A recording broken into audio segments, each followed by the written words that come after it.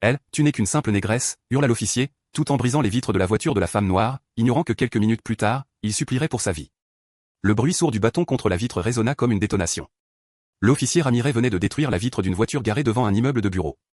À l'intérieur se trouvait une femme afro-américaine nommée Esa Johnson, qui, en entendant le fracas, poussa un cri, recroquevillant les épaules tandis que les fragments de verre tombaient sur son corps et le siège du conducteur.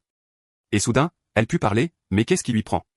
Elle était juste garée, elle n'a rien fait. À ce moment-là, Ramirez colla son visage à l'ouverture de la vitre brisée. Ses yeux durs, chargés de rage, la parcoururent de haut en bas. Ne me fais pas rire, négresse. Personne ne va te croire que tu étais juste garée. Dis-moi la vérité, qu'est-ce que tu fais ici? Tu vends, tu attends tes clients. L'officier cracha les mots avec venin. Esha le regarda, incrédulé avec le pouls qui s'emballait. Rien de tout ça.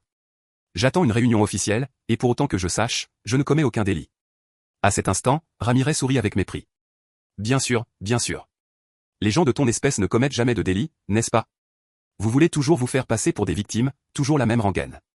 Pendant ce temps, un homme âgé et une femme avec un sac de course observaient depuis le trottoir, murmurant entre eux, mais aucun ne s'approcha. Un autre sortit son téléphone portable, mais baissa le bras dès que Ramirez tourna la tête et le foudroya du regard. La peur était palpable, tout le monde regardait, mais personne n'osait intervenir.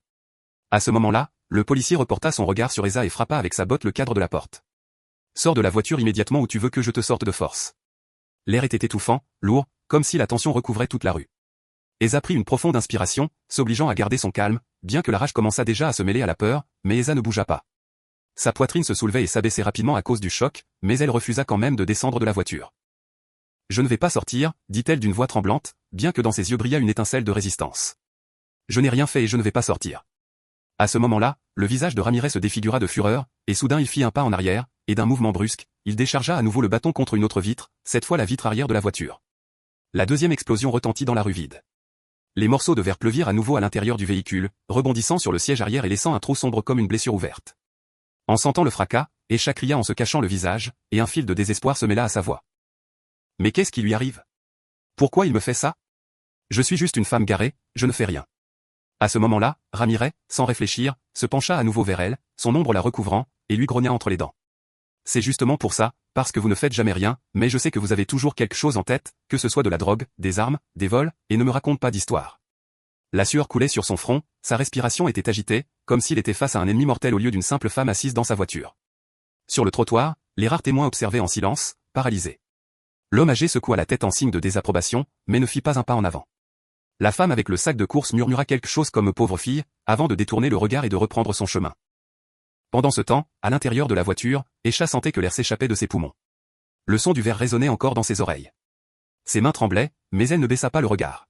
« Je ne suis pas une criminelle et je ne vais pas sortir juste parce que vous le dites », murmura-t-elle presque brisée, bien qu'avec une fierté qui défiait la peur. À ce moment-là, l'officier serra les dents, la veine de son cou palpitant comme si elle allait éclater. Ah, non. Sa voix était un grognement. Alors on va voir combien de temps dure ton petit jeu. À ce moment-là, il leva le bâton une fois de plus, et le monde autour se tendit jusqu'à la limite, comme si toute la rue retenait sa respiration. Pendant ce temps, Esa respirait encore difficilement, les verres brillant sur ses vêtements et emmêlés dans ses cheveux. Le troisième coup n'arriva pas. Au lieu de cela, l'officier Ramirez recula d'un pas avec le bâton toujours à la main et lui rugit, « Je vais te donner une dernière chance, dehors maintenant. Sors tout de suite ou je serai obligé de te sortir de cette foutue voiture. » À ce moment-là, la décision la brûlait de l'intérieur. Elle tremblait, oui, mais Esa serra les dents, ouvrit la porte avec précaution et, la dignité à terre, descendit de la voiture. La chaleur du bitume lui remonta le long des jambes et le regard des rares témoins, silencieux, immobile, se cloua sur son dos. Elle se tourna vers l'officier, le visage durci par le mélange de peur et de rage. « Vous n'aviez aucun droit de faire ce que vous avez fait », cracha-t-elle les mots forts, clairement. « Je n'enfreignais aucune loi, j'étais juste garé. » À ce moment-là, Ramirez laissa échapper un rire sec. « Droit », répéta-t-il, s'approchant d'elle avec le bâton pendant à ses côtés, comme un bourreau qui prend son temps. « Quel droit peut avoir une négresse comme toi ?» En entendant cela, Esa le regarda fixement, sans céder. Son cœur battait la chamade, mais elle ne baissa pas les yeux. « Vous vous trompez, officier, je suis une citoyenne et j'ai les mêmes droits que n'importe qui. » À cet instant, Ramirez la contourna lentement comme un prédateur acculant sa proie.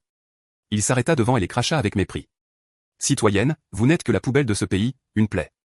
Les Noirs ne sont que des rats, tu comprends? Une peste qui n'aurait jamais dû exister. » Soudain, les mots furent un fouet dans l'air. Esa sentit un nœud dans sa gorge et ses jambes sur le point de la lâcher, mais sa rage la soutint.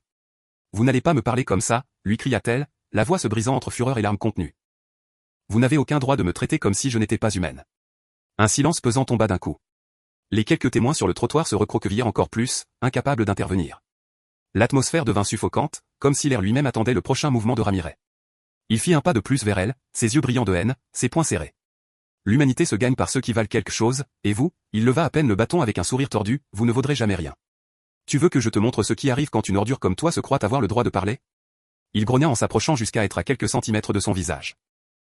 À cet instant, Esa déglutit avec le corps tremblant, mais ne recula pas. Ramirez leva le bras, prêt à la pousser contre la voiture, décidé à marquer son autorité avec violence, mais à cet instant, d'un mouvement instinctif, Esha lui saisit le poignet en l'air. Sa prise fut ferme, étonnamment forte, et Ramirez resta figé une seconde par la résistance. Le regard d'Esha brûlait. Ce n'était plus seulement de la peur. Il y avait de la fureur, de la dignité, une force contenue qui éclata à cet instant. De l'autre main, Esha glissa ses doigts à l'intérieur de sa veste et sortit quelque chose qui brilla sous le soleil, l'objet tomba devant la poitrine de Ramirez, une plaque de police. Le temps parut s'arrêter. Le murmure des quelques témoins s'éteignit complètement. Le bâton de l'officier vibra à peine dans sa main et la haine sur son visage se mêla d'un coup à la surprise. « Regarde ça » dit Esa d'une voix tendue, dure, le transperçant du regard. « Je ne suis pas celle que tu imagines et tu viens de t'en prendre à la mauvaise personne. » À ce moment-là, Ramirez recula d'un demi-pas avec la sueur ruisselant sur sa tempe. Ses lèvres bougèrent, mais aucun mot ne sortit. Pour la première fois, l'insulte resta bloquée dans sa gorge. La plaque brillait comme un miroir qui l'obligeait à se voir lui-même, et ce qu'il voyait était ce qu'il craignait le plus. Il ne maltraitait pas une victime quelconque. Il s'était attaqué à quelqu'un qui pouvait le détruire. Ramirez ouvrit les yeux en grand, sentant que son sang se glaçait dans ses veines. L'air qui, quelques secondes auparavant, était rempli de haine, l'étouffait maintenant d'un poids différent, la panique. Il balbutia incapable de terminer la phrase. Esha l'interrompit, sa voix ferme, tranchante, chargée de l'autorité qu'elle avait jusqu'alors contenue. Je suis officier et j'ai plus de grade que tu ne pourrais en rêver dans ta vie, et tu viens de commettre un acte criminel, un abus de pouvoir raciste. Ici même, devant des témoins. En entendant cela, le cœur de Ramirez martelait contre sa poitrine. La sueur coulait sur ses tempes. Tout ce qu'il avait fait, les insultes, les vitres brisées, la tentative d'agression, défilaient maintenant dans son esprit comme des preuves accablantes. Des preuves qui pouvaient mettre fin non seulement à sa carrière, mais à sa liberté. Les quelques témoins regardaient sans ciller. Le silence de la rue s'était transformé en un tribunal improvisé. Esha fit un pas vers lui, toujours avec la plaque à la main. Qu'est-ce que tu crois que diront les vidéos? Son ton était de la glace pure. Qu'est-ce que va dire ton commissariat quand ils verront comment tu as traité une femme noire garée sans avoir commis un seul délit? Ramirez recula de quelques pas, presque un sanglot, étouffé, et alors, comme si la pression du monde entier l'écrasait, il tomba à genoux. Le bruit de ses genouillères frappant le bitume résonna dans la rue vide. Pardon, murmura-t-il, la voix brisée, incapable de la regarder dans les yeux. Je t'en supplie. J'ai une famille, ça peut détruire ma vie, ne me retire pas ma carrière. Pendant ce temps, Esa l'observait d'en haut, imposante, avec la rage toujours allumée dans sa poitrine. Le contraste était brutal. Quelques secondes auparavant, elle était la victime acculée. Maintenant, il était l'homme réduit, tremblant et agenouillé dans la rue, implorant la miséricorde, et tandis que Ramirez restait à genoux, avec la respiration tremblante, le bâton jeté à ses côtés, sa voix était à peine audible, suppliante. Pardon, je t'en prie. En entendant cela, Esa ne répondit pas. Elle le regarda avec un silence qui pesait plus que n'importe quel mot et porta lentement sa main à l'intérieur de sa veste. Cette fois, elle ne sortit pas la plaque, elle sortit son téléphone portable, composa un numéro avec le même calme qu'une personne aiguise un couteau. Ici Johnson, dit-elle d'une voix ferme, sans quitter Ramirez du regard. Sortez maintenant, elle coupa la communication sans plus de cérémonie. Le raciste leva les yeux, confus comme un animal acculé. Qu'est-ce que vous faites, balbutia-t-il, le désespoir transparaissant dans chaque syllabe. Quelques minutes seulement s'écoulèrent lorsque la porte de l'immeuble devant lequel elle était garée s'ouvrit en grand. Deux officiers en uniforme sortirent d'un pas ferme. Des collègues de Ramirez, il les reconnut immédiatement. Son visage se défigura de terreur. « Collègue » cria-t-il en essayant de se relever, mais sa voix sortit brisée. « Ce n'est pas ce que vous croyez. » Les deux hommes ne l'écoutèrent pas. Leur regard était fixé sur Esa. Elle leva à peine la main et donna un ordre d'une voix tranchante. Menottez l'officier Ramirez. Maintenant, le temps sembla s'arrêter à nouveau. Les témoins regardaient, incrédules, incapables de croire ce qu'ils voyaient, et soudain le clic métallique des menottes se refermant sur ses poignets l'interrompit. Le son froid et définitif résonna dans la rue comme une détonation silencieuse. En entendant le son des menottes qui tintaient à chaque mouvement, c'était l'écho de la chute de Ramirez. Les deux officiers l'emmenaient vers la voiture de patrouille tandis qu'il se débattait comme un animal blessé. « Lâchez-moi, c'est une erreur » criait-il d'une voix brisée, jetant un coup d'œil à Esa, qui marchait derrière lui, ferme, avec son téléphone portable toujours à la main. « J'ai une famille, un jeune enfant, vous ne pouvez pas me faire ça. » Les officiers ne répondirent pas. Ils ne faisaient qu'exécuter l'ordre. Ramirez tourna le cou vers Esa, la sueur collant sa chemise à son corps. « Vous ne comprenez pas » balbutia-t-il d'un ton qui oscillait entre la supplication et la rage contenue. « Les gens comme vous gâchent toujours tout, vous n'auriez jamais dû avoir de pouvoir, jamais. » À ce moment-là, Esa s'arrêta un instant, le regardant avec un geste de contrôle absolu et répondit avec un calme glacial. Ne me fais pas rire, ce que tu as fait est inhumain. Les bons ne brisent pas les vitres. Ils ne traitent pas les citoyens de rats. Les bons ne traînent pas l'uniforme par terre comme tu viens de le faire. À ce moment-là, Ramirez ferma les yeux, serrant les dents. Sa respiration devint un halètement désespéré. Lorsque les officiers le poussèrent à l'intérieur de la voiture de patrouille, il cria à nouveau. Non, ne me faites pas ça. Ma carrière, ma vie est finie. Elle ne peut pas me détruire comme ça. De l'intérieur du véhicule enchaîné, il regarda une dernière fois vers l'extérieur. Les yeux d'Esa le transpercèrent comme des poignards. Il y avait en eux quelque chose d'implacable, mais aussi une sérénité qui le détruisait encore plus que les menottes. La porte de la voiture se referma violemment et le bruit métallique résonna comme un sceau de condamnation. Le moteur rugit. La voiture de patrouille commença à se déplacer en direction du commissariat. Ramirez, recroquevillé sur le siège arrière, frappa avec ses épaules les portes comme s'il pouvait se libérer, et au milieu de la supplication, le masque se fissura à nouveau. Il leva les yeux rougis et laissa échapper un dernier venin. Peu importe ce que vous ferez, vous resterez ce que vous avez toujours été, une peste. L'officier qui conduisait le foudroya du regard par le rétroviseur, mais ne dit rien. Le voyage vers le commissariat ne faisait que commencer, mais le destin de Ramirez semblait déjà écrit dans la pierre. En arrivant au commissariat, Ramirez, la tête baissée, était poussé par ses propres collègues vers une salle d'interrogatoire. En traversant les couloirs, les autres officiers le regardaient de côté. Certains fronçaient les sourcils, d'autres murmuraient entre eux. La nouvelle se répandait déjà. L'un des leurs avait été arrêté en pleine rue devant des témoins. « Écoutez-moi » explosa Ramirez en se débattant, la voix débordante. « Ce n'est pas comme ils le disent. Elle m'a provoqué. Elle. » La poussée d'un officier le fit tomber. Ils l'assirent devant une table métallique. La porte se referma derrière lui avec un coup sec. Quelques minutes plus tard, la porte s'ouvrit à nouveau. Esa entra avec son allure sereine, ferme, chargée d'autorité, s'assit en face de lui. La plaque reposait sur la table, brillante, comme un rappel constant. « Officier Ramirez, dit-elle d'une voix claire, votre comportement a été enregistré. Il y a des témoins, des enregistrements de passants et des caméras de sécurité de la rue. Vous avez brisé les vitres de ma voiture sans nécessité. En plus de cela, vous m'avez insulté, vous avez tenté de m'agresser, tout cela en abusant de votre uniforme. » Ramirez la regarda avec des yeux vitreux, le désespoir tatoué sur son visage.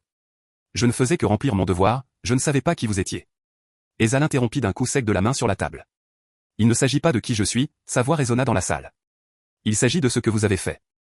De la façon dont vous traitez les citoyens que vous avez juré de protéger. » Le silence qui suivit fut lourd, insupportable. Ramirez déglutit. La sueur coulait sur son cou, collant sa chemise à son corps. Quelques jours plus tard, la salle d'audience était pleine. Le murmure du public était un bourdonnement constant jusqu'à ce que le juge demande le silence. Ramirez, avec l'uniforme déjà remplacé par un costume froissé et le visage cerné, s'assit sur le banc des accusés. Le procureur prit la parole. « Monsieur le juge, l'affaire dont nous sommes saisis est claire. Nous ne parlons pas d'une erreur mineure ni d'un excès isolé. L'officier Ramirez a abusé de son autorité, motivé par des préjugés raciaux évidents. » Les écrans du tribunal s'allumèrent. D'abord apparurent les vidéos des passants, le moment exact où Ramirez détruit la vitre de la voiture, les insultes lancées à Esa, sa tentative de l'agresser physiquement. On entendait ces mots avec netteté, « Vous êtes la poubelle de ce pays. » Certains présents dans la salle soufflèrent d'indignation, d'autres secouèrent la tête, incrédules. Ensuite, les caméras de sécurité de la rue montrèrent la même scène sous un autre angle. Le moment où Esa descend de la voiture les mains en l'air, la fureur incontrôlée de Ramirez, l'instant où elle l'arrête et lui montre sa plaque. Le silence dans la salle était absolu. Ramirez se recroquevilla sur son siège. Il ferma les yeux avec force, comme si en les serrant, il pouvait effacer ce que tout le monde était en train de voir. Le procureur continua.